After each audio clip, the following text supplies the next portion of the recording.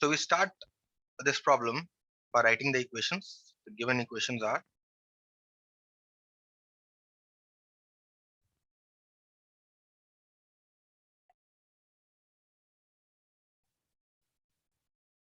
a1x square plus b1x plus c1 equal to 0. We have a2x square plus b2x plus c2 is equal to 0. Okay? 1 and 2. Now you have to find the condition that these two equations have a common root. Suppose I say let alpha be a common root of the two equations.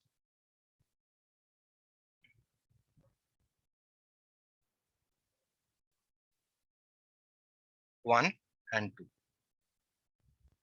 So since alpha is a root of 1,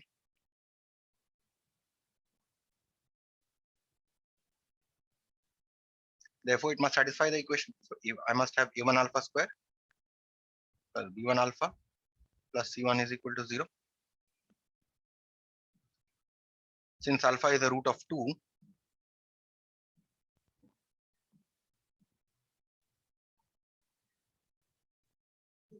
therefore I must have a2 alpha square plus b2 alpha plus c2 is equal to 0. So clearly you see I am getting two equations in terms of alpha here. So what do I do is I will write one equation below the other. So we have a1 alpha square plus b1 alpha, and this is I'm doing the first part now. Okay, first part, that is when they have exactly one root in common. And this is a2 alpha square plus b2 alpha plus c2 is equal to 0. Now by the method of cross multiplication,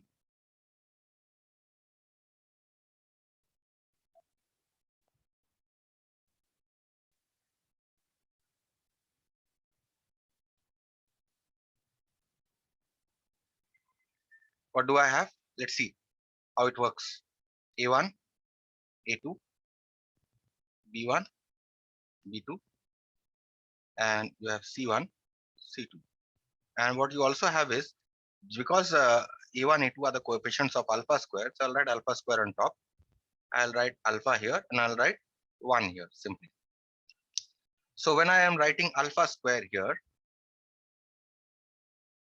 I must hide these two coefficients of alpha square and must multiply B1 with C2 and B2 with C1. So I have B1 C2 minus B2 C1 is equal to, next when I'm writing this alpha, I must write with the minus sign, because I told you that whenever you are writing this, you must write this with a minus sign, right? If you remember back in class 9, I told you the middle one you always write with a minus sign. Okay, so here I'll write minus alpha divided by, now what I'll do is I'll hide these coefficients. So I'll multiply E1 and C2 minus, and then next I'll multiply E2 and C1. Next I have a 1. This one I wrote, and here the coefficients of 1 is C1 and C2. So I'll hide C1 and C2, and I'll be left with A1 B2 minus A2 B1. Okay, this is what I've got by the method of cross multiplication. Now once I've used the method of cross multiplication, now I'll see that I'll make this minus sign into a positive sign. That is alpha square divided by B1 C2 minus B2 C1 is equal to this alpha. When I'm making positive, the denominator will become negative. So I can write this as A2 C1 minus A1 C2. This sign will change from plus and this sign will become minus when this minus comes down, right?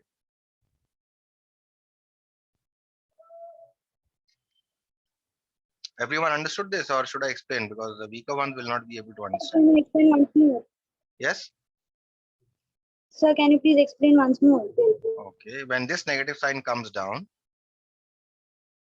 just remember this, okay? For all the, because this is something where it is very, very fundamental, okay? See, I have a negative sign here. When this negative sign comes down, whether in a fraction, negative sign, whether it is in the numerator or in the denominator, it's the same thing, isn't it? So I take this negative sign in the denominator. A1 C2 minus A2 C1, right? Yes, sir.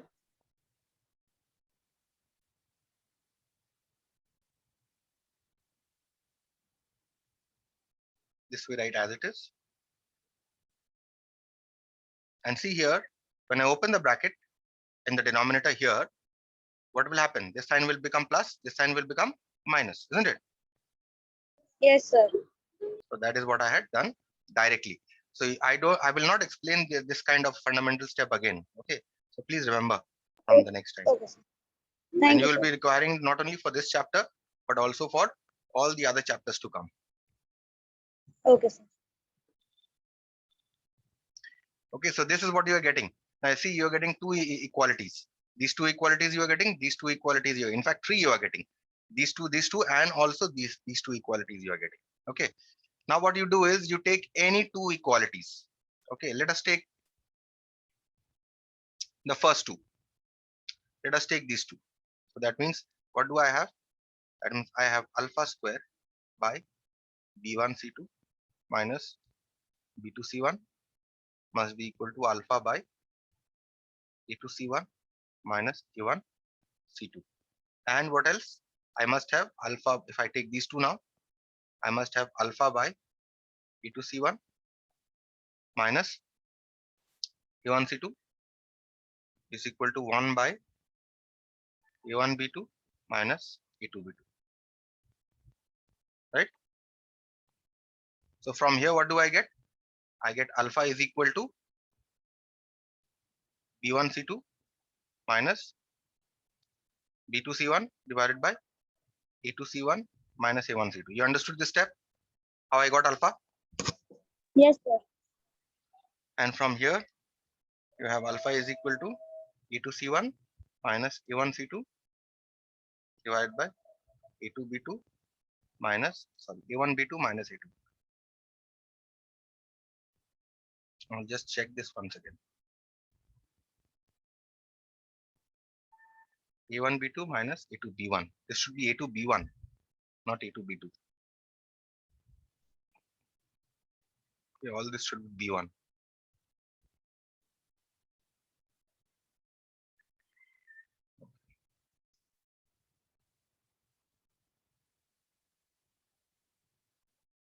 Okay, so this is minus a2 b1. So now you've got two alphas. So hence, what is the condition? The condition is b1 c2 minus b2 c1 divided by a2 c1 minus a1 c2 is equal to a2 c1 minus a1 c2 divided by a2 b2 minus a2 b1. Now you multiply them together, cross multiply, that is, how much do you get? These two are same, so you get a square of this, a2 c1 minus a1 c2 square is equal to b1 c2 minus b2 c1 a2 b1. This is a2 a1 b2. This is a1 b2.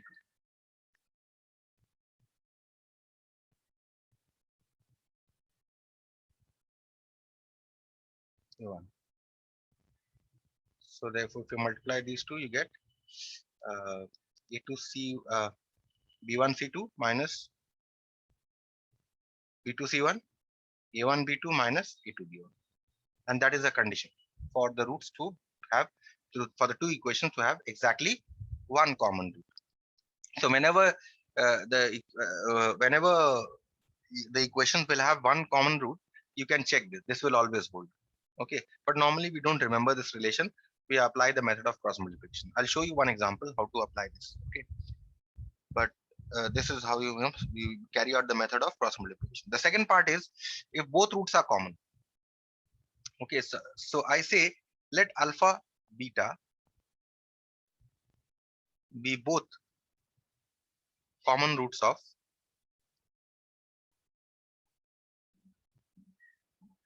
a1x square plus b1x plus c1 equal to 0, and a2x square plus b2x plus c2 is equal to 0. That is alpha is the root of this. That is alpha is the root of 1. This one, let's call this 1. And we have already called this 1 and 2 anyway. So alpha beta is the root of this, and alpha beta is also root of this. Then what will happen? Now see that since alpha beta are the roots of 1, therefore what can we say about the sum of the roots? Alpha plus beta, it is equal to minus b1 by a1, isn't it? What can we say about the product? We can say c1 by a1. Next, alpha beta also the roots of 2. So since alpha beta are the roots of 2,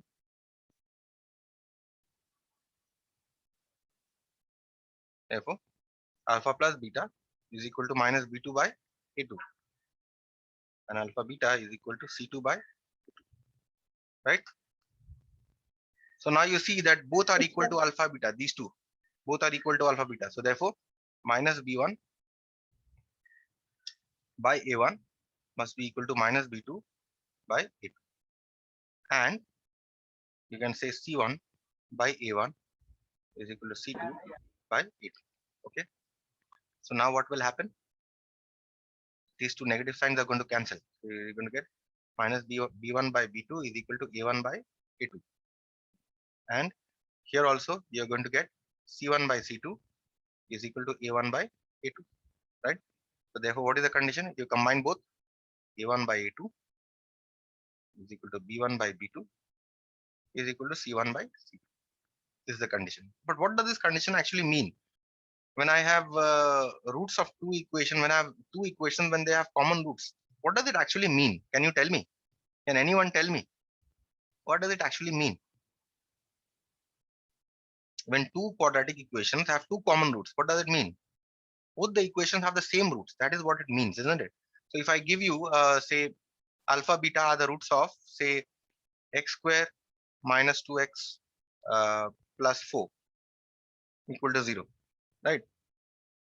And alpha beta are the roots of 2x square minus 4x plus 8 equal to 0. See that these two equations only differ in what? Only this, right? So from this, Yes, sir. actually, if you take 2 common, you get 2x x square minus 2x plus 4. You're getting the first equation, right? So therefore, if alpha beta are the common roots of two equations, the coefficients will only differ in multiples. Understood? See, the coefficient here is 1. The coefficient here is 2. So a1 by a2, 1 by 2, right? See, this is minus 2 minus 4.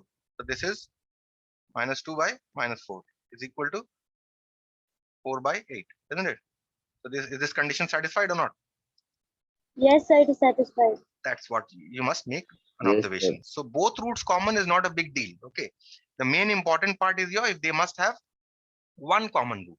So the second part is not too important. The first part is important. Okay, this one, this condition that I have derived here, how to use a method of cross multiplication to get at this condition. Okay, so we'll start with the next problem here.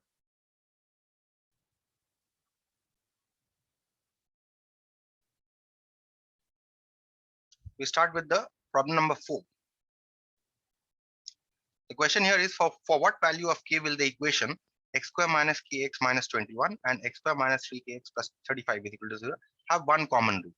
Okay, so let's write down the equation first. The given equations are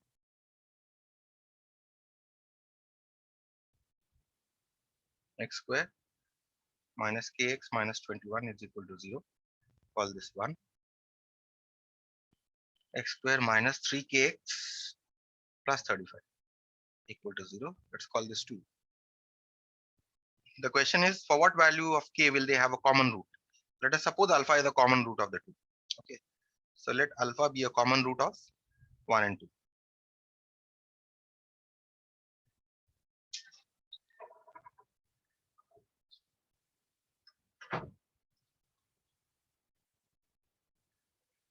Since alpha is a root of 1,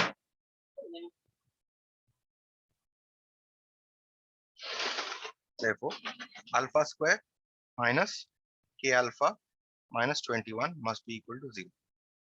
Since alpha is the root of 2. See, the method is exactly the same as the earlier one, except that we had A1, B1, C1 there, A2, B2, C2. We don't have A1, B1, C1 here.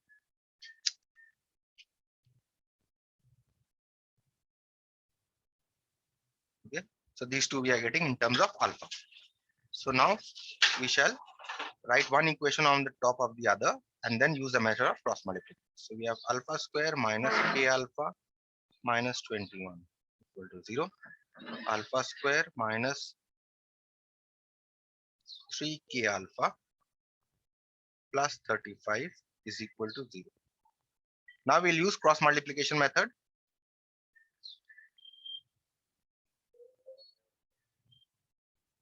By the method of cross multiplication.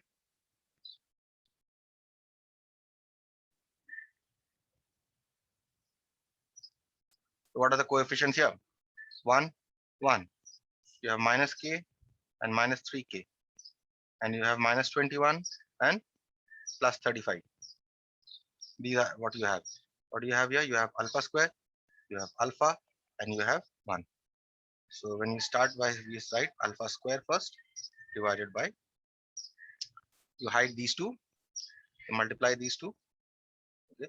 So you get minus 35k minus 21 into minus 3. Okay. Is equal to, now when we are writing this alpha, it must be with the negative sign. Divided by, you hide these two coefficients, so you multiply this 1 into 35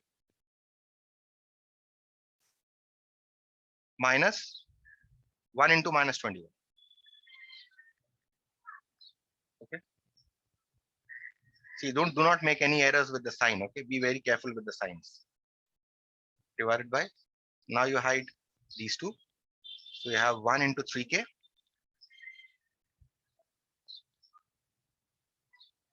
and you have minus 1 into minus k.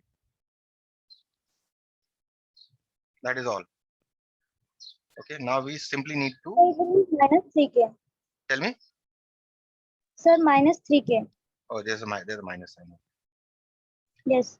Okay, so this is 1 into okay. So now we simplify this a little.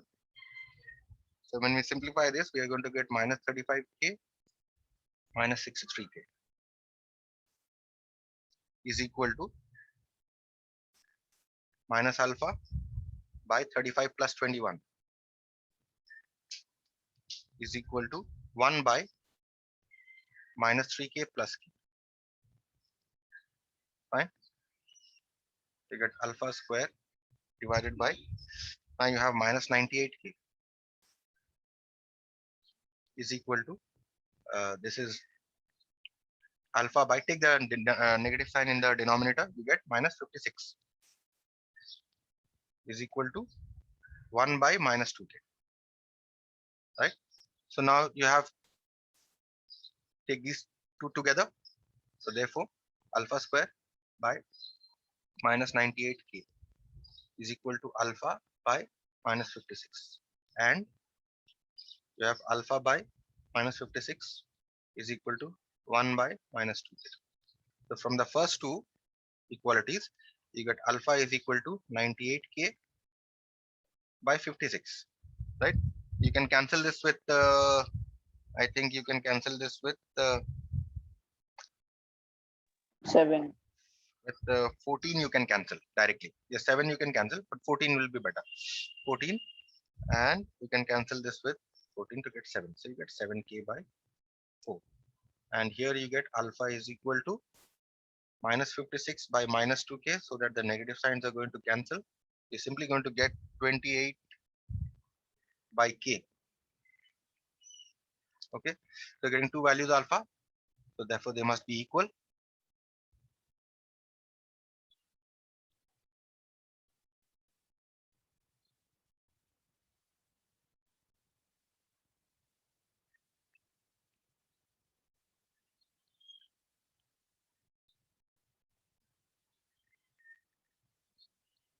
So therefore 7k by 4 is equal to 28 by k. So you cross multiply, you get 7k square is equal to 28 into 4. You can multiply and find out the value of k here. 20 divide, in fact, 28 into 4 divided by 7. So you get 4. So you're getting 4 square. So therefore, k must be equal to plus or minus square root of 4 square, which is equal to plus or minus 4. And that is the required value of k.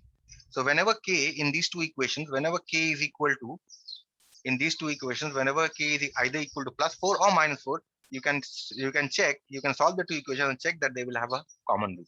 What common root I don't know, but they will definitely have a common root. Okay. So this was problem number 4. We now move on to the last problem of this.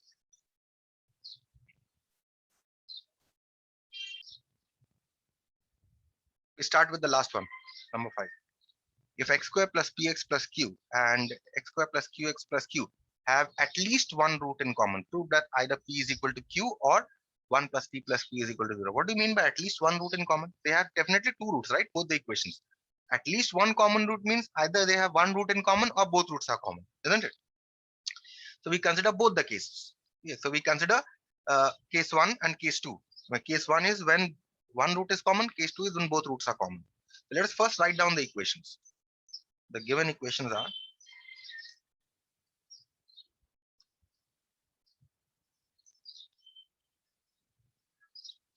x square plus px plus q equal to 0 and x square plus qx plus p equal to 0. All this 1, all this 2. Okay, so the first part, let's say case 1, when they have exactly one root in common.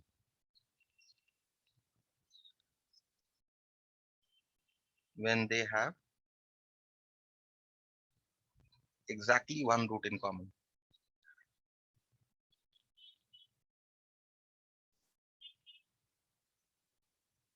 Okay. So I say here, let alpha be a common root of 1 and 2.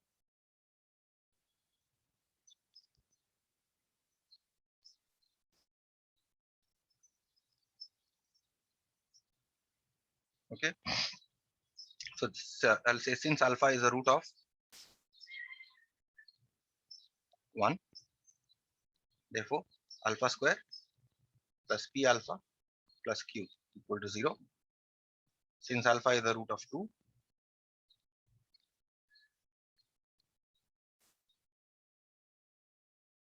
therefore alpha square plus q alpha plus p equal to 0. Now we write both the equations here. So we have alpha square plus p alpha plus q equal to 0. Alpha square plus q alpha plus p equal to 0. We use the method of cross multiplication again. By the method of cross multiplication. Now I'm sure all of you must have understood the method of cross multiplication. So I'm doing directly here. Okay. So we have alpha square by p square minus q square. You can write down the Can you coefficients. just scroll a bit up? You can write down the coefficients on your own while doing if you have problems understanding this particular step. So when you're writing in your copies, just do the way I have explained it to you. Okay. This is minus alpha by p minus q is equal to 1 by q minus p. That is what you get by the method of cross multiplication. So now you consider the first two equalities. That means we have alpha square by p square minus q square is equal to minus alpha by p minus q. Or is it q? Yes, minus alpha by p minus q. Let me first get rid of the negative sign in the numerator. Then we'll take the equalities. So what we'll do here is we'll write this as alpha square by p square minus q square is equal to alpha by, this time I will write this as q minus p because I'm taking the negative sign in the denominator, divided by q minus p. That means alpha square by p square minus q square is equal to alpha by q minus p, and alpha by q minus p is equal to 1 by q minus p, right? That means alpha must be equal to p square minus q square by q minus p, right? Which you also can write as p plus q into p minus q divided by q minus p. See that I have q minus p here and I have p minus q here. So what I'll do here is I'll simply convert. I'll take a minus sign common and I'll write this p minus q as q minus p divided by q minus p. So these two now cancel. So what do you get? You get alpha is equal to minus p plus q. And from the second one, what are you getting? Alpha is equal to q minus p by q minus p, which is equal to 1. So therefore, what are you getting?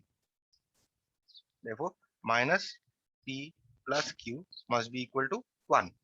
That means minus p minus q is equal to 1. That means 1 plus p plus q is equal to 0. This was the condition, right? First one to prove that 1 plus p plus q is equal to 0, isn't it? This one. So case 1 is Yes, over. In case 2, we'll show that p should be equal to q. Okay. Case 2, we consider when they have both roots common.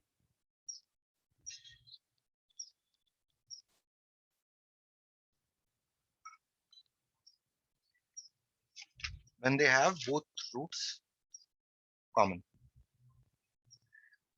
Okay. In this case, what happens? Let alpha beta be the common roots.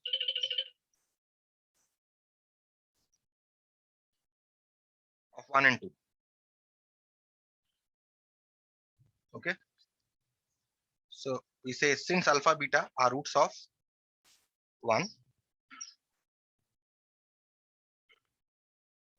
let's write the equation so that the equation given was x square plus px plus q, because I have to scroll up in order to show you the equation. Therefore, what is the sum of the roots? It will be minus p. What is the product of the roots? The q. Since alpha beta are the roots of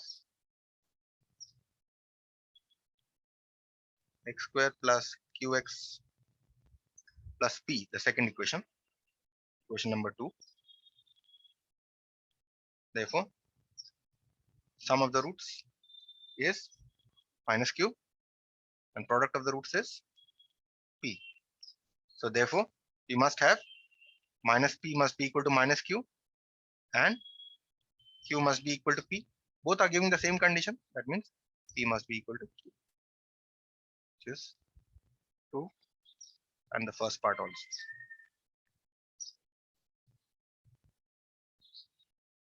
Clear with this? I'll sign of a quadratic expression.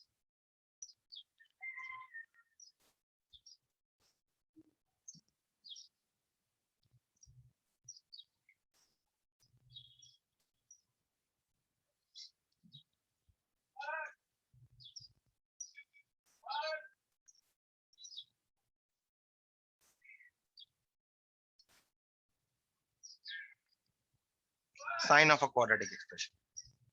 We in this whatever sum that we are going to do, we are going to use this condition. You have already from the nature of roots, you already know that the roots of the equation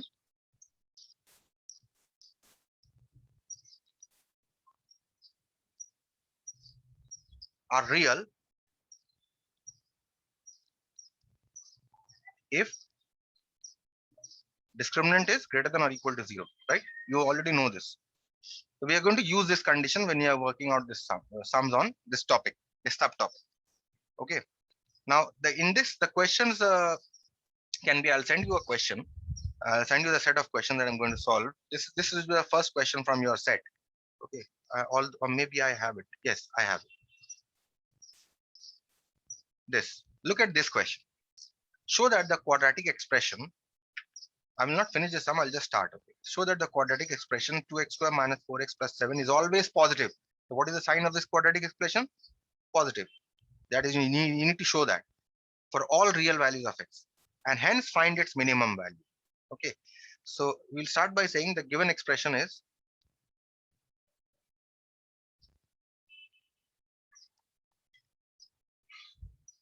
two x square. Now this is not a quadratic equation. This is an expression. This is a quadratic polynomial. Okay. See that I'm not putting this equal to 0. Okay. And see that I have used the word expression here. I have not used the word equation. That is why this entire chapter is called quadratic theory, not quadratic equation. Okay. So you have the given expression this. You need to show that this expression is always positive. So how do we start? See, this is a very important technique. Always remember, we'll be using this technique always, even in class 12. Now, I want to express this as a sum of two squares, a square plus b square, in this form. Okay, I want to express this entire expression as a sum of two squares. So how will I do it? This is how you do it. From the coefficient of x square, make this coefficient 1. Okay, take 2 common from the first two terms, x square minus 2x. Keep this 7 as it is. You can write it this way. Now what we are going to do is, we are going to express this as a perfect square. Okay, see that I already have an a squared term here, right? Minus 2ab I have, 2 into 1, 2ab I already have, 2 into 1 into x. So a here is this, b here is what? B here is 1, right? 2 into 1 into x. Only b squared term is missing. So what I'll do is, I'll add this b squared term here. That is, I'll add 1 square here. So let's see. So twice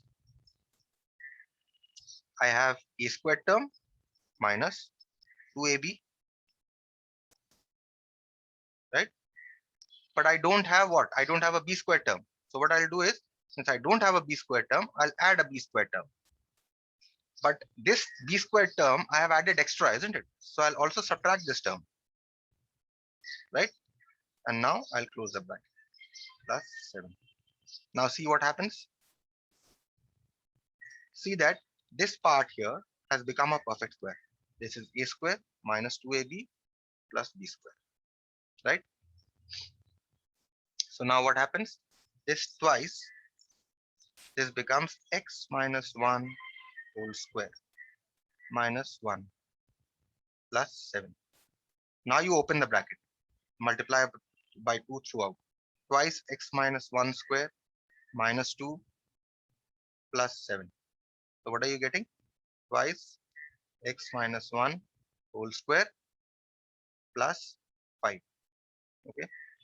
So now you can write this as twice, because I told you I wanted to express this as what? A square plus b square, right? I wanted to express this entire expression as a square plus b square. So what I'm going to do is, I'm going to write the first one as root 2x minus 1 square. So this becomes my a squared term. What about this 5? I can write this as root 5 square. So this is now my a square, and this is now my b square. Is that clear?